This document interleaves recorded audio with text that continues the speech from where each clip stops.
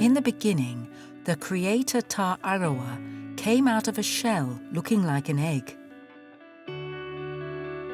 He created the sky and the sea in his palm. Then he took part of his broken shell to create rocks and land in the universe. And thus was Tahiti born, a world where land and sea live together in harmony.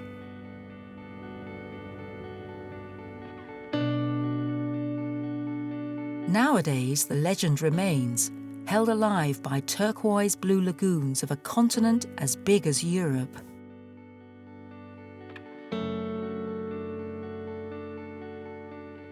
Behind the amazing beauty of the landscapes, French Polynesia also hides a unique natural treasure that symbolizes the identity of the whole territory. They say you cannot choose it, but it chooses you instead. The black pearl, or Poe Rava in Tahitian. But although this national emblem is known by everyone, its origin, its history and its potential remain secret. Let us discover how the pearls are produced and sold. There are pearls that you connect with. We don't know who we'll sell them to, but we like them and we buy them. These natural resources are threatened nowadays. We can't make beautiful pearls with poor quality mother of pearl in a dirty lagoon. What improvements are being implemented to develop the market? The whole future of the business rests on this garland. Let's dive to the heart of the Polynesian culture of pearls to understand how the black pearl of Tahiti remains a miracle despite its fame. It's a present, basically. It's something 100% natural, and we don't have the means to decide in advance of the quality, of the colour it'll have. And so from the work of the gods to the labour of man, this is the story of the black pearl of Tahiti.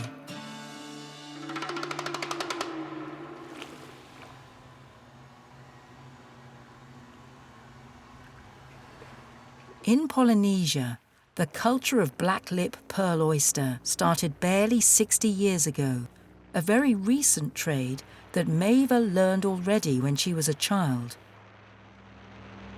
The young woman is working at her family's pearl farm, started 30 years ago by her parents. I studied in Australia, and then they needed me here. So I took the opportunity and came back. I actually always feel like coming back here. It's a beautiful scenery, and we have a beautiful trade. The Champon Pearl Farm is a small structure with only 3 employees.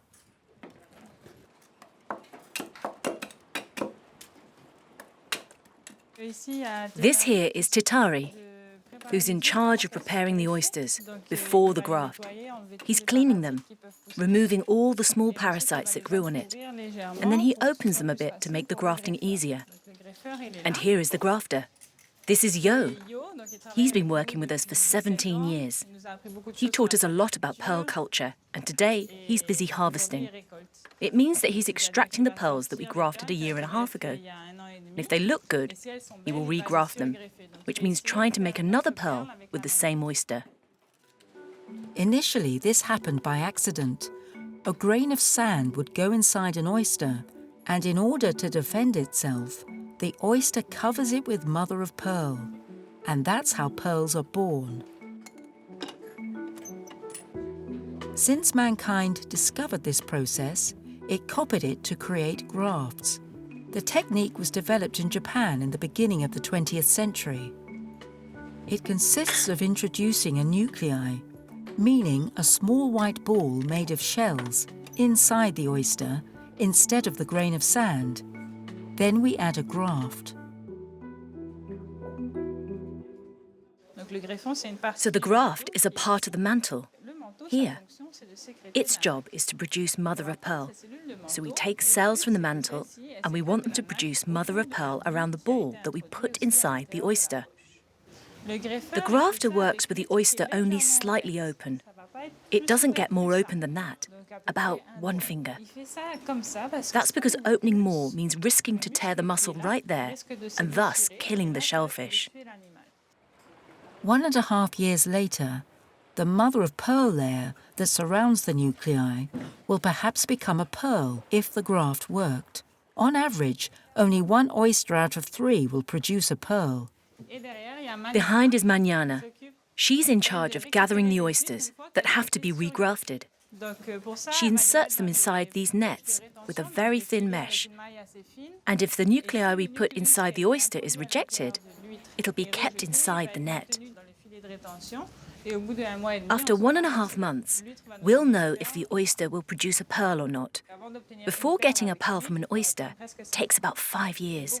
Pearl culture demands a lot of patience. So my brother handles the production. He takes care of the planning and the stock of oysters we have in our farm.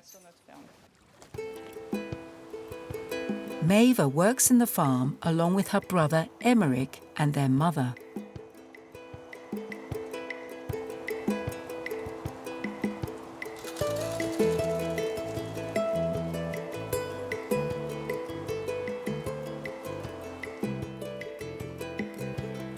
Their farm is an enjoyable stop for tourists. Paola, Emmerich's fiancée, leads the visits. We have buoys in the water that hold the beds. Then every 3 or 4 months, we bring our oysters on these lines so they get cleaned by small fishes. It takes maximum 4 days for the fishes to clean them. Before that, we used high-pressure water. And we cleaned them like that. But it stressed them too much, and we lost a lot of them. The oysters rejected the nuclei. But for the last 3 to 4 years, we found this new cleaning system, and it works really well. Amidst this small, 20 hectares wide farm, the family found balance away from the hustle of the capital. Yet it is in Papeete that the biggest amounts of pearls are found.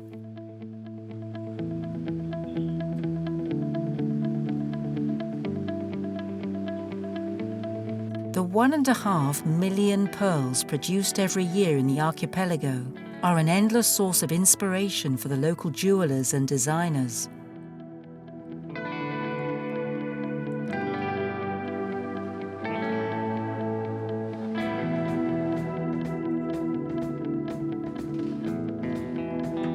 In Frederic Messier's high-end jewellery store, the pearl is displayed next to gold and precious stones.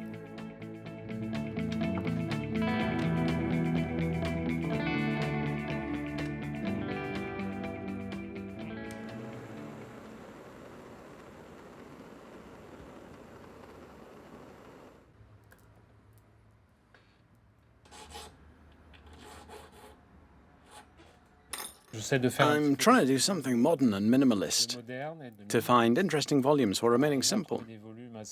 Well, it's not easy, but I try to blend the colours of the pearls. Since the Tahitian pearl is all but black, here we have a grapefruit colour, here's a blue, this one slightly purple, and a peacock. Peacock is this eggplant-like green. The necklace will look good, since it'll take the shape of the neck. It'll be nice.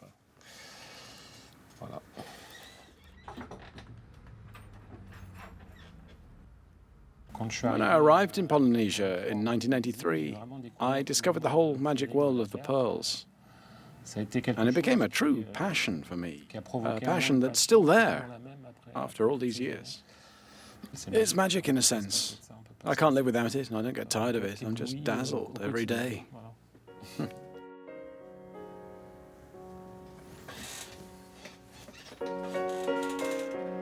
Frederic Messier trained among the most famous jewelers at Place Vendôme in Paris. Yet his inspiration comes from the islands. I'm from the Mediterranean region, and I've always been fascinated by the seabed and everything that lies there. Pearls come from the sea. We shouldn't forget that. They're created by the sea, and are like a present. I like this idea, the feeling when we know that this is something 100% natural, and we don't have the means to decide in advance of the quality of the colour it'll have. The pearl is a symbol of purity, of wisdom and faith. It's used to be a privilege of the royalty, and it remains a luxury item that pleases stylists such as Reriata. She's always been fascinated by the pearl, and her creation of a pearl-made cardigan gave this ex-French teacher turned jeweller the opportunity to join the very exclusive world of fashion.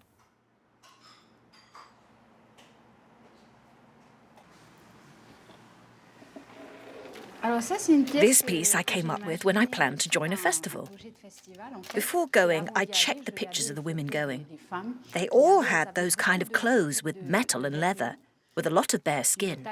And so I imagined something for myself. The idea of using pearls came afterwards. This one took us 200 hours. There are time-consuming adjustments, but I'm not alone.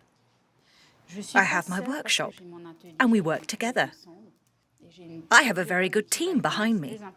It's really important because we work with our heart. I'm proud to have created such a piece. It's 8 months of work in French Polynesia, in Tahiti.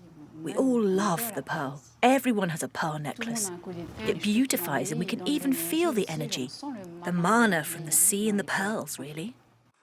For the mana, the spirit of the sea, guides the life of the Tahitians, and Reriata is completely focused on this precious jewel.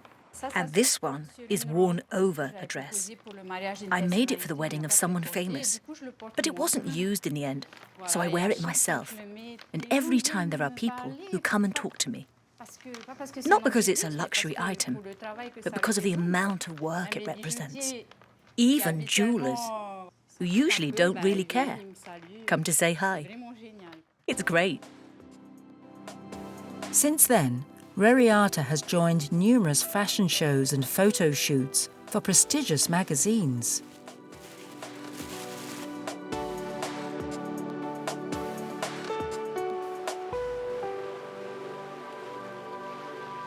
And today she has an appointment on the southern end of Tahiti.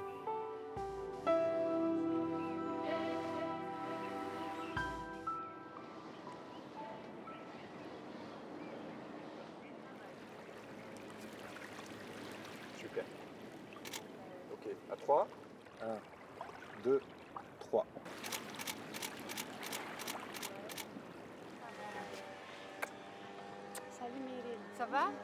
This is for the in-flight magazine of the local flight company. They put forward the beauties of Tahiti and wrote an article about jewellery. And so they got in touch with me. I'm really happy because this necklace is very popular, so it's good advertising. I'm really honoured to share this piece of jewellery.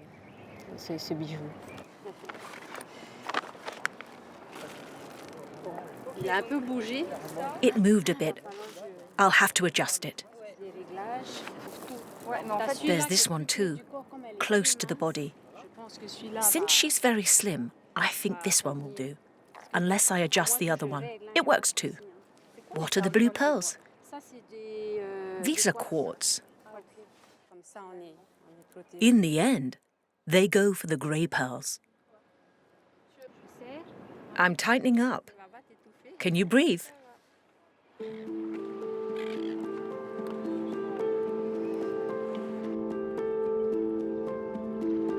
The models are so beautiful.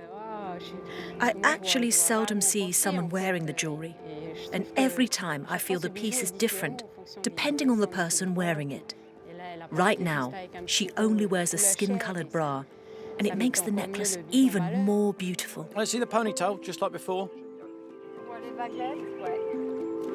All right, move your hair away like you did before. Right, perfect. When looking at these iridescent jewels glittering, it seems obvious that the Tahitian pearl is a small miracle. Equal part the result of nature and science, it is a very sought-after gem.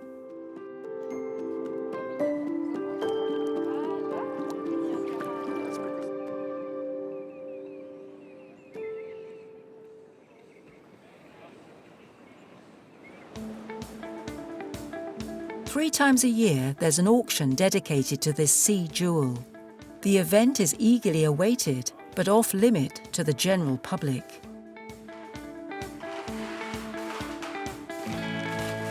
Loic is one of the most important Tahitian pearl traders, and he's showing us what's going on behind the scenes of this very confidential event. These boxes display 651 batches. That's 145,000 pearls waiting to be assessed. This one's brighter. In order to try to set the right price, Loic is helped by three colleagues. Blue-green. People really like, this one, when it's really green. Blue is also even enough as a colour. But when it's too coloured, it can no longer be used in a necklace, because then one side will be okay, but not the other. It's a problem. Each of them is in charge of assessing part of the batch and then suggesting a price. Our job is all about sorting. We must be able to give each pearl the right class. If we make a mistake, we can end up overpricing it or underpricing it. Either way, it's pretty bad. If we underprice it, then we won't get the batch, and the producer won't work with us in the future. If we overprice it, we'll lose money when reselling. The main criterion to assess a pearl is its shape. A round shape will always be more valuable than a pear shape or circle shape, for instance. The second criterion is the quality, meaning the tiny spikes there.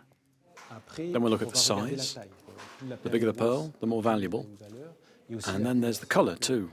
Green pearls are more valuable than the grey, white or black ones. The colour is really important.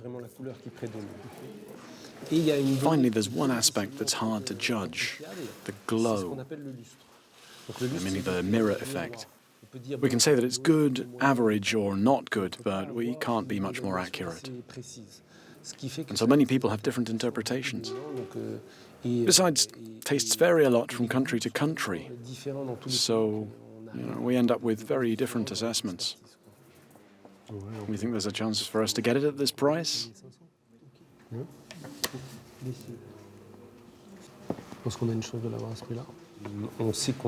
We know we need quite a bit of coloured pearls, but we're not the only ones, unfortunately. The Japanese are really into these pearls, so we're competing with them. We'll send out our offer and we'll know what's what at the last minute, when the results are shown on Sunday night. So how much is that per pearl? Did you calculate? 3,175 multiplied by 887 divided by 119,331. We reached 23,600 euros with this batch. Each buyer will find its batch depending on the nationality of their customers. Americans look for multicoloured pearls.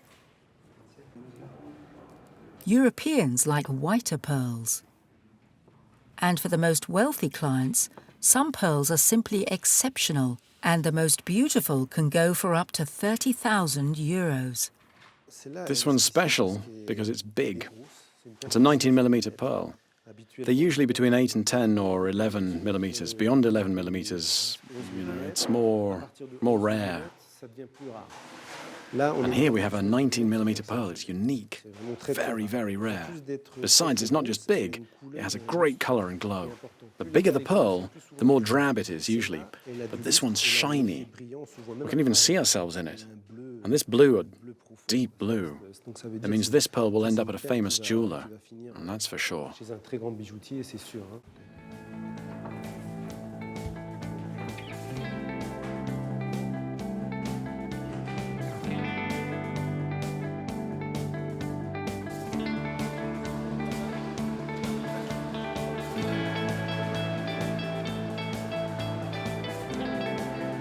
right here in the capital city centre, this tradesman started his business almost 20 years ago.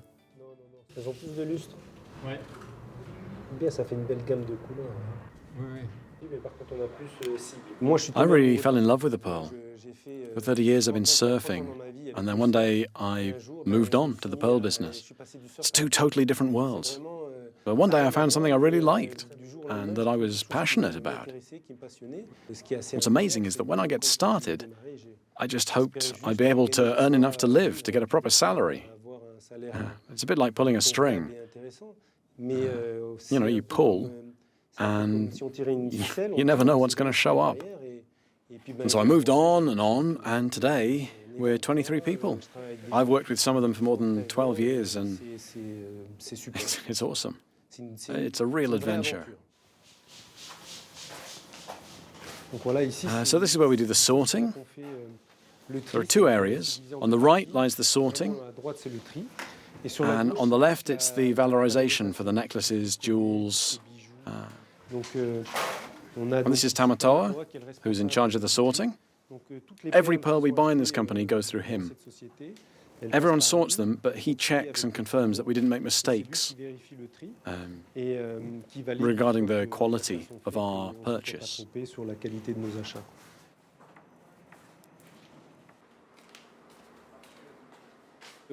Our stock lies somewhere between 1 million to 1.3 million pearls, and it's sorted by shape, quality, size and colour. That's our strength. So if one day a customer tells us, I need round pearls, A grade, dark blue, 8 to 8.8 millimetres, and I need 3,000 of these, we most likely have them.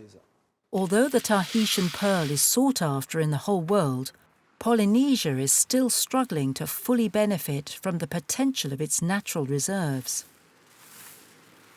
A major part of our pearls are sold as raw pearls. So what happens? We sell them to the Japanese, who go back to Japan to work on them, and then sell them all over the world. This is still a third world country kind of system, where we sell very high quality raw material so that it's transformed and sold somewhere else. Nowadays, we'd like to reach a stage where our product made in Tahiti is also transformed in Tahiti. Loic has already started to train his employees to manufacture jewellery.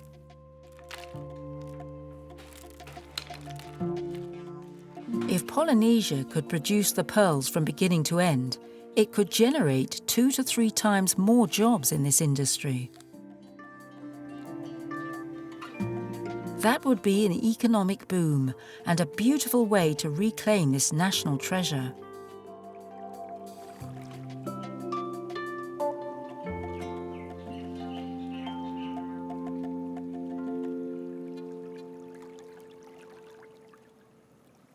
The Champon family understood this and see the pearls from production to the sale of jewellery. We expanded the house to be able to display the pearls, to show people how we classify them. And then we create jewellery in this room and sell them here. Hey, look at how beautiful these are. But not perfectly round. Beautiful, right? Should we book them? You do as you want. Maeva, can you give me the price?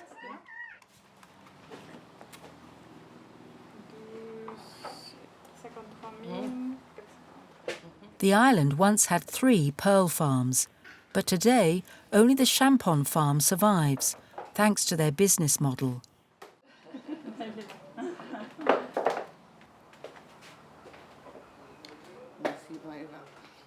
We offer a wide range because we've been harvesting for 3 months. So we have many pearls in stock and can make beautiful pieces of jewellery. We have lots of different kinds, such as on this necklace, for instance. You can see the various colours: eggplant, green, a couple of yellows. In the beginning, we didn't intend to sell them directly. We sold them during auctions and to wholesalers. But we thought we may as well try to sell them ourselves. Perhaps smaller quantities, but we'll try to showcase our best pearls. And so that's how we started to create some jewellery, and it went well. Everyone found their place in the company. And we like to work on the pearls from beginning to end.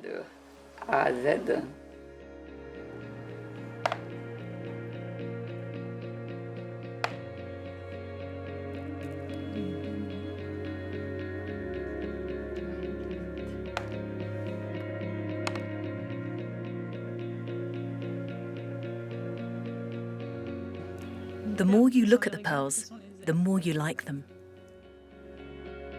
Beyond her passion for pearls, Maeva will be able to use her knowledge in biology to further improve the quality of the product and secure a bright future for the Champon farm.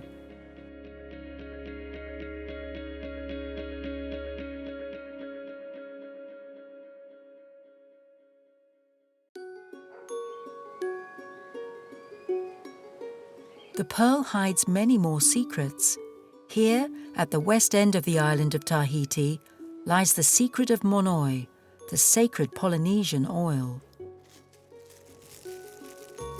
This gold-tinted balm has long been nourishing and perfuming the body and the hair of the Tahitians. Te Tortiare Pere is the keeper of the manufacturing process. She learned the age-old gestures of the recipe from her grandmother and her aunts. Don't forget I need 2 coconuts, okay? Along with her husband Nick, she created a company that blends tradition and modernity into a handmade product. Te Tortiare's Monoi gained its reputation thanks to an unusual ingredient added to the oil, the black pearl of Tahiti. Jessie is filling up the bottles with the Monoi we prepared and the pearl. And then we'll add stickers and deliver.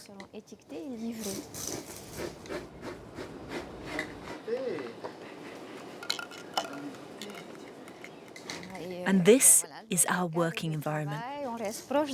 We're close to nature. We have a 180-degree view over the lagoon and the ocean, and it feels good. In line with its love of nature, Te Tortiare chose to combine the treasures of the ocean with that of the land to create a brand new eco-monoi made by hand. This recipe has been in my family for generations, and we pass it down. So the basic ingredients are freshly grated coconut, Tiare Tahiti blooms that we picked early this morning, and the pearls.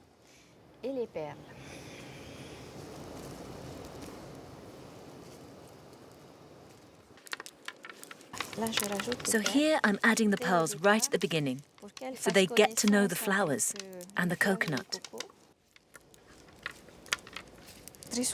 People usually ask me why I add the pearls in the Monoi. But that's how it's always been in my family. During the time of my great-grandmother and great-aunts, the pearls were crushed and grinded. They were natural pearls. But now they come from farms, so I won't grind them, but simply add them to the mix. The black pearls of Tahiti are made by calcium concretion and are known for their cosmetic value. The pearls are already used for their anti-aging properties because of the mother of pearl and its calcium, trace elements, aragonite. Besides, our ancestors, our tupunas, already knew about this, which is incredible. They knew about it, and now we can prove it in laboratories through testing. But our ancestors knew it already.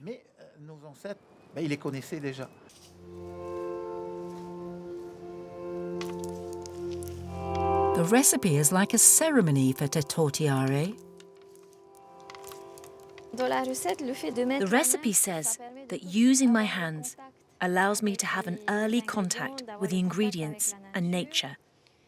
It's an exchange. There are the ingredients, but also something important that we don't see, the mana. That's what I add to the mix, as a person. So this phase is about the contact. And through what I feel in my hands, the smells that float around, I can tell right away that this Monoi will be great. Now I'm going to leave this to dry in the sun for a couple of weeks. I take it out every morning and bring it back when the sun begins to set. It'll take 6 weeks before the mix is ready to be filtered. So here is the coconut. It gave a lot of water. It's ready.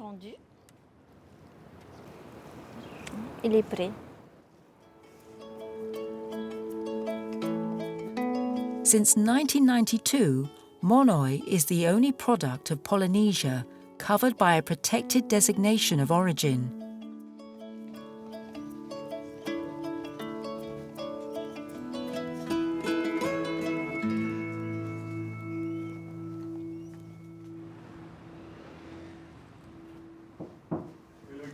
Alex, ça va? M'emmène des perles? Allez, donnez les cotes, man. Bon, montre-moi ça. Alex cultivates pearls in the Tuamotu. So how's the harvest? You happy? Yeah, it's just a question of price. Ça va être dur. It's going to be tough. A couple of years ago, this regular customer lost his entire harvest. Oh, it's warm, right? Oh, it's crazy warm. Very little rain, very little wind. It's global warming. It was difficult. It's just like Jesus crossing the desert. Alex has been through quite the ordeal. When was it? 2, 3 years ago? 4? Since 2015, more or less, we started to lose the colour. It became grey and noir, and Loic had a hard time buying them. We're not a charity. When the pearls don't look nice, we can't buy them at the same price as good-looking ones. When the pearls are beautiful, we're very happy to pay what they're worth, but basically we pay for what we find. For about 1.5 years, the quality of the harvests is improving. And today, it's probably one of the best. It's been quite a while.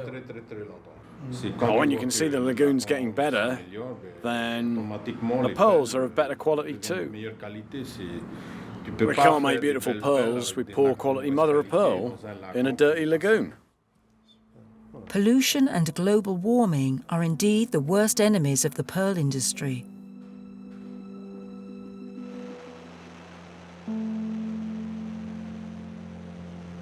And these are major obstacles for Chin, who, for the last 10 years, has worked towards a single goal: finding the perfect pearl.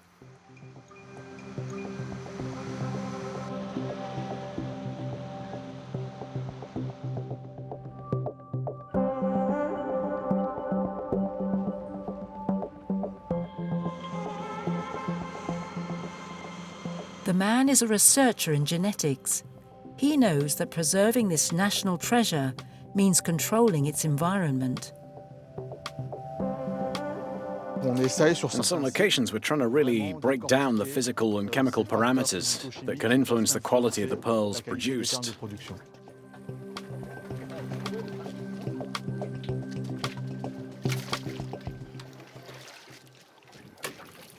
This is a multi-parameter probe.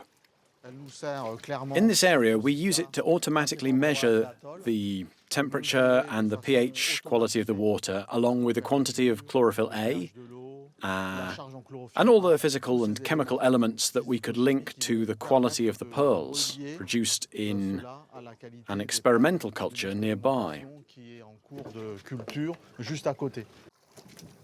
The journey for the perfect pearl has only just begun.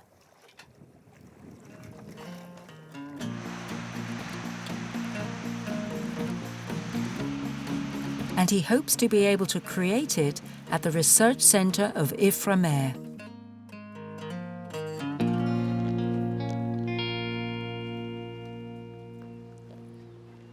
His main goal is to create an oyster that is able at the same time to resist weather conditions while providing very good quality pearls.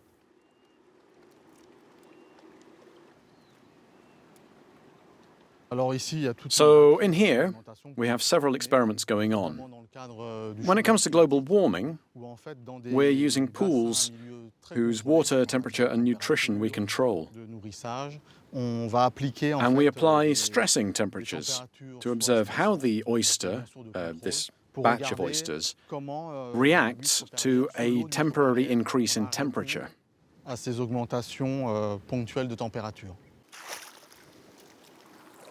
Along with his team, Chin embarked on an incredible journey to give birth to the very first test tube oysters. After many trials, they are today the only ones mastering every step involved in creating this shellfish. In this room, the researcher grows seaweed in order to feed the young oysters born in the laboratory. So this is the larva breeding area. In these tanks, we have millions and millions of oysters. Currently, they're between 2 and 3 weeks old. The micro-larvae we created in the laboratory are moved to this tank.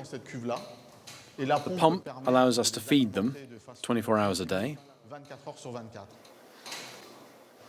So the larvae stay here about 3 to 4 weeks in this room. Then we move them to another room called the micro-nursery, where we take care of them during an extra 3 to 4 weeks. Only then do we release them outside. In the palm of the researcher's hand, the oysters start to take shape after several weeks. His work is a key element for the future of pearl culture in Polynesia, which is the archipelago's second revenue stream after tourism. Chin is also the first person to have established a link between the colour of the oyster's shell and the colour of the pearls it'll produce.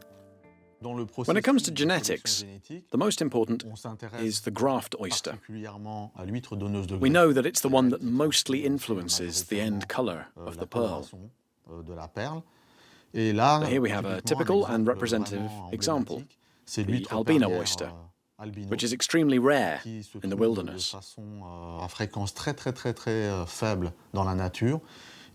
So our goal was to find males and females to be able to create more and to spread them in a hatchery. Today, we have several thousand oysters that could potentially compete with the species currently available in the international market. These next-gen oysters are selected, sorted, and bred to be champions. Then they'll be distributed for free to various local farms to compete against foreign producers, especially from Japan.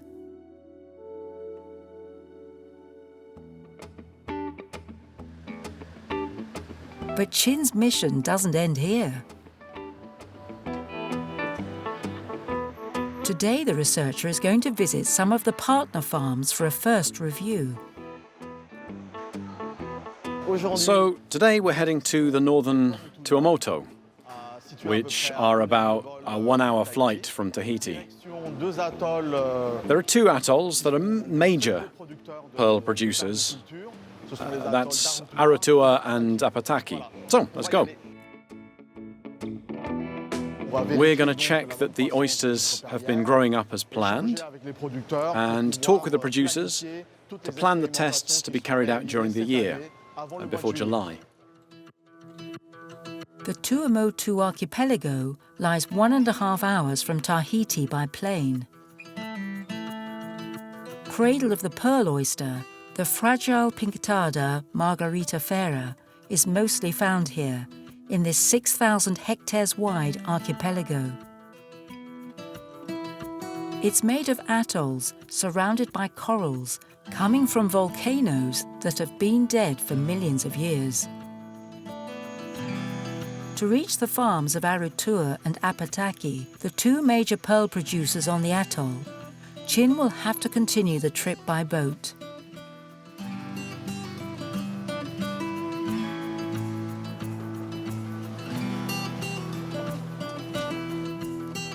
When seen from the sky, the lagoon displays a vivid array of colours that are the perfect case for the divine pearl. According to the legend, the moon flooded the ocean with its rays in order to impregnate the oysters with holy dew. Many pearl farms have settled here. Together they produce 80% of Tahiti's pearls.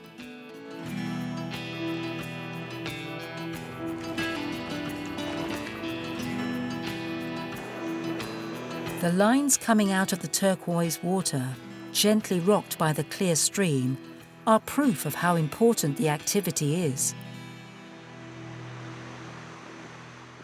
The researcher begins his inquiries in a pearl farm in Arutua.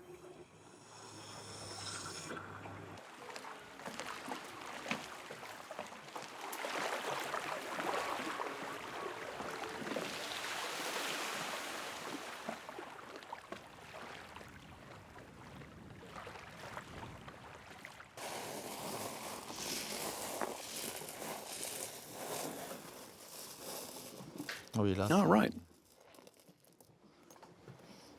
They're really polished. Very colourful. Some of them even have several colours. This is more peacock colour. And here we have various shades of pink, more or less dark. Nowadays, nature gives us a variety of colours. Here's the range. This is the current market. These are competing species. And this is what we could develop in Polynesia with another species. As we progress through various selection rounds, I think we can really get there. Shape, size, colour, glow. In order to reach the perfect result, Chin doesn't hesitate studying every possible sample of the pearl, from the highest to the lowest grade.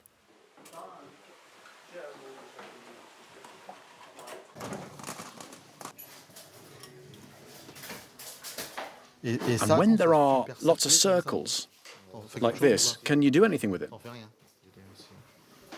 All right, well, this is interesting for me too.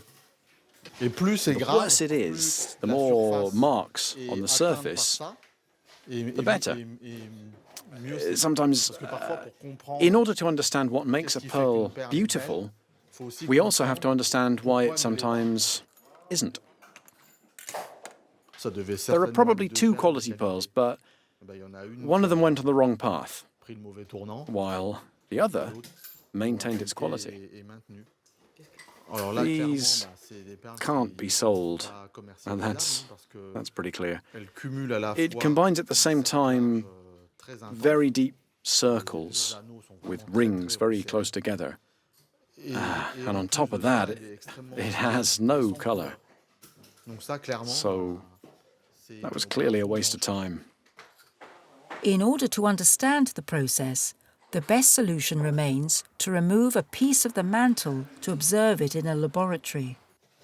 You cut it right there. And what I'm going to do is to look at the structure with a microscope to try to understand why there are so many marks. I'm also going to extract the DNA of the pearl pocket to see why these genes created the holes. I'll give you 10 tubes of each, already filled with a solution. So when you open the tube, you put the piece in it, and then you close it and put it in the fridge. Another thing I'm interested in is if you go out and see like, I don't know, 50 poke marks, and you know you won't do anything with it, well, add these in as well. You cut a piece and add it, and right on the tube, poke mark, 10 of each is enough for me. Chin is on his way to the second partner farm in Apataki.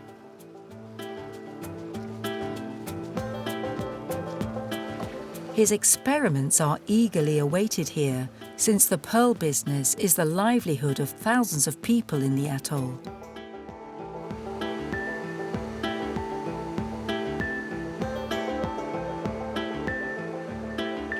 In this farm, during the graft season, more than 30 employees work 7 days a week to produce the 35,000 pearls annually that are then sold on the international market.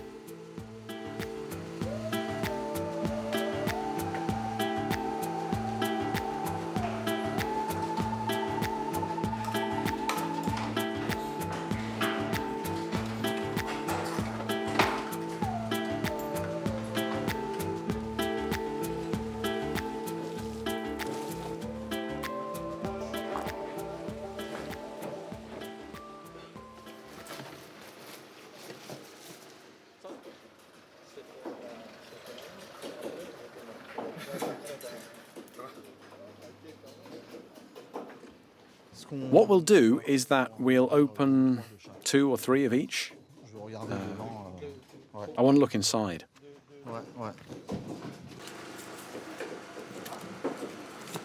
With his knowledge in genetics, Chin helps the grafters to better spot the oysters that are most likely to give the pearls iridescent colours. If I had to pick one, a single one, the only one I would take would be this one. Everything else I wouldn't take. This, no. No. Oh, it's all grey. You know, you'll never get polished pearls with that.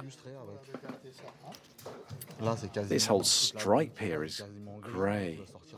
You know, you'll only get grey pearls. You'll never get peacock with that. Here, however, the peacock is already there. Chin gave us a lot in terms of work techniques, especially regarding the grafting. Before, we didn't really do it the way the Chinese do it sometimes. But since Chin came, we really pay attention to properly sort out our grafting. He then turns his attention to the young oysters that he left here 6 months ago. Oh yeah, this is very, very dense. Over 10 centimeters we have, I don't know, like 40 or 50. The sewing has worked really well. Chin moves on to older oysters.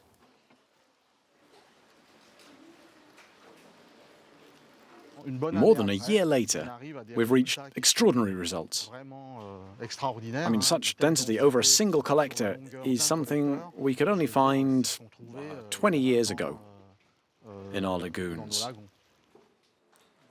But these animals are different from the ones we collect naturally, since we have chosen their parents. It's not nature, it's us, humans, who chose them based on their growth, the morphology, the intensity of the colour of the shell, as regards to the colour of the pearls. And clearly, these children, coming from this crossing, are optimised for production. After 10 years of research, the first mass-produced test tube oysters will soon reach the market. The whole future of the business rests on this garland.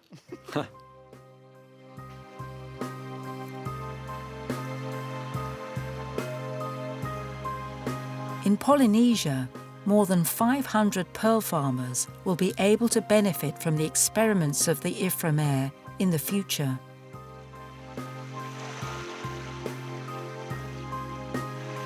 By improving the quality of the next pearls, the researcher will certainly help increase their value and beauty, already recognized worldwide.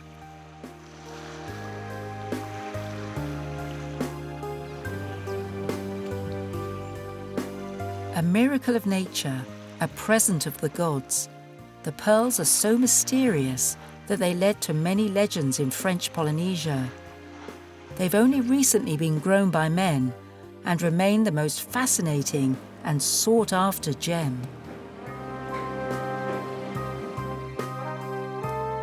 As our journey draws to a close, we can see how it turned into a human adventure.